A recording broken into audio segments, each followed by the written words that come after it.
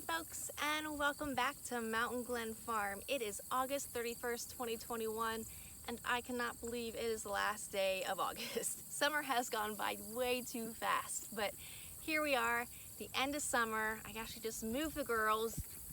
They're chomping down behind me, and we're actually anxiously awaiting the remnants of Hurricane Ida to hit us here in Virginia later this afternoon or evening time.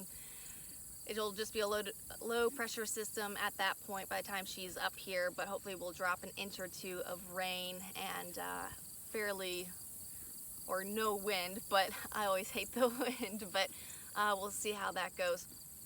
But out here today, really excited about the rain, the precipitation, because we're kind of in that stockpiling mode here at Mountain Glen Farm. Been thinking about it for the last few weeks.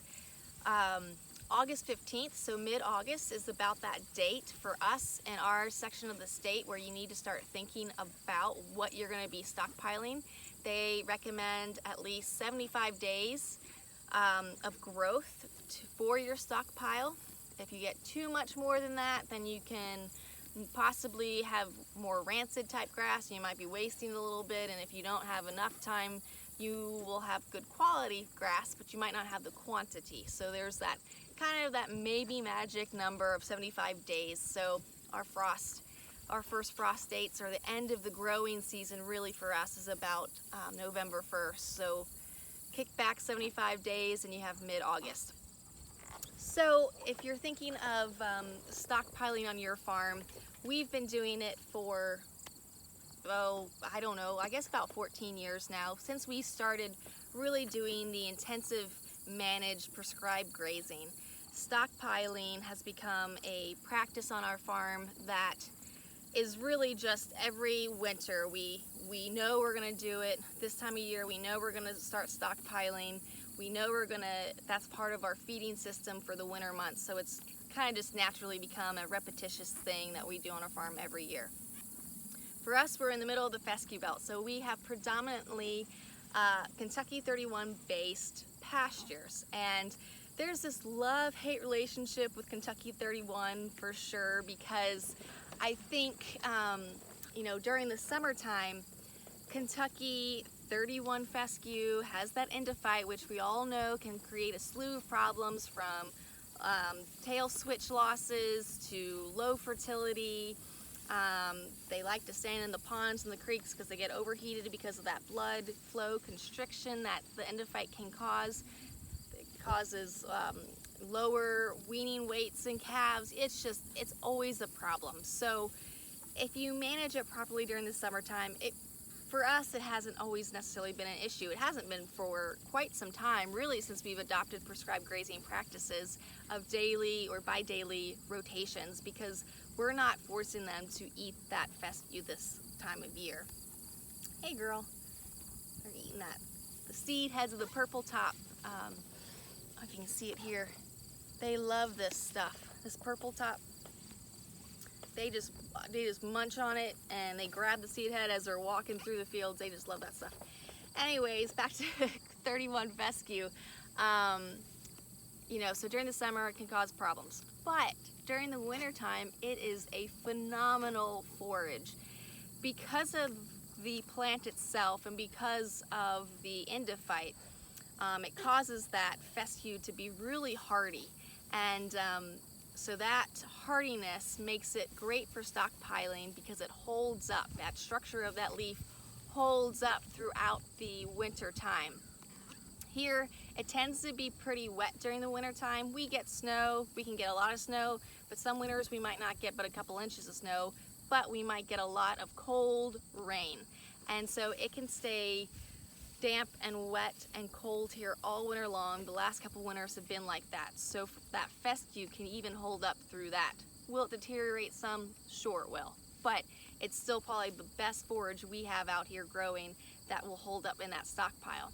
Not only is the fescue structurally, because of those rough, tough leaves, holds up throughout the winter, the protein content actually increases as it gets that first and second and third frost.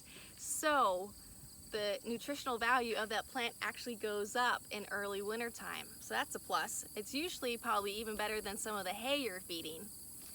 Not only that, but because it can form a nice tall canopy, it actually protects a lot of those other softer tissue species and forages that are growing amongst it, like the clovers, the orchard grass, and maybe if you had alfalfa or something, if you're lucky. And it actually protects that soft tissue a little more when it's intermingled within that canopy. So as you're coming through and grazing it later on in the wintertime, those softer tissue plants actually hold up because of that fescue.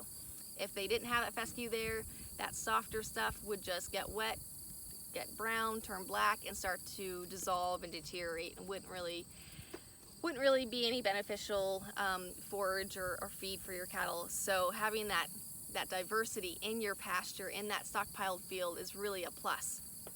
So those are just some things to consider. If you've never done stockpiling before, I would suggest, if you have a field that's kind of an outlier field that's easy to bypass and rotate past, that might be a good field to try, but make sure you have the right types of forages in it. If it's mostly summer-based, warm season type grasses, probably not a good field to stockpile, because you probably won't have much by the time you're actually needing to graze it in the winter time. So you know, give that a try. That's kind of how we started. Just try one field. Just try a section of that field and have it fenced off until you're ready to graze it in December. And one thing we do also to help prolong that stockpile, we don't start feeding that stockpile all up at once. We actually start feeding hay. We'll do a strip of stockpile and supplement hay at the same time. So for this field, we actually last winter held up the girls in one paddock. It was a sacrifice paddock for about 40 days last fall. It felt super weird. We had never tried that before, but we had gotten so dry that we didn't really have much of a choice. Most of our pastures already had been grazed. We didn't have much left to graze on those pastures, and we didn't want to get it too short, because that's a death sentence right there for your forages. So we ended up deciding to stop them in one field, and we finished grazing it, and then we started feeding hay. It was kind of painful to do because I was out there in shorts and feeding hay to our cow herd. But during that time, we actually were able to get some rain, and the entire rest of the farm grew in stockpile. So we had a massive amount of stockpile come winter, and we're able to graze that till about mid-January, which was awesome. The cows came through it fat and happy. They actually, I would say with good confidence, that the majority of them actually came out in a good body condition score of 4+5 through winter time. So that was really great. Now the downside of that was that field that we sacrificed last fall, this whole past year, you could tell that it had been stunted. You could tell that it had been grazed hard because it was stunted in its forage growth. It was still growing forages, but not as productive as it had maybe the year before. So that was a con. Another con was our weaning weights in our calves might have been a little lighter last year, because we usually wean our calves late October. So here we were in September feeding them hay, and we were supplementing some better quality hay a little bit with just regular old grass hay, but it wasn't. I'm going to attribute some of those lower weaning weights to that 30-40 day time frame where we were supplementing hay. So that was also possibly a con to that. We did gain a lot of forage that the cows then actually gained good condition on all winter long. So you kind of have to weigh these pros and cons to see what works for you, but that's kind of what we experienced last year.